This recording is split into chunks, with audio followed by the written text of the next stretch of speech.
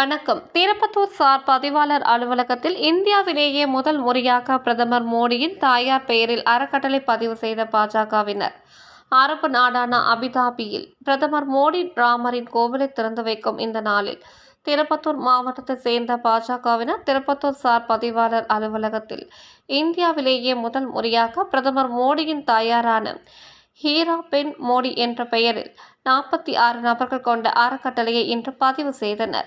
மேலும் இந்த அறக்கட்டளையின் முக்கிய நோக்கமாக ஊழலை ஒழிப்பது, ஏழை மக்களின் வாழ்வாதாரத்தை உயர்த்துவது, நீர்நிலைகள் மற்றும் கனிம வளங்களை பாதுகாப்பது, இலவச சட்ட உதவி மேற்கொள்வது, திருக்கோவில்களை புனரமைப்பது உள்ளிட்ட 9 நோக்கங்களை உள்ளடக்கி இந்த அறக்கட்டளை பதிவு செய்யப்பட்டுள்ளது குறிப்பிடத்தக்கது.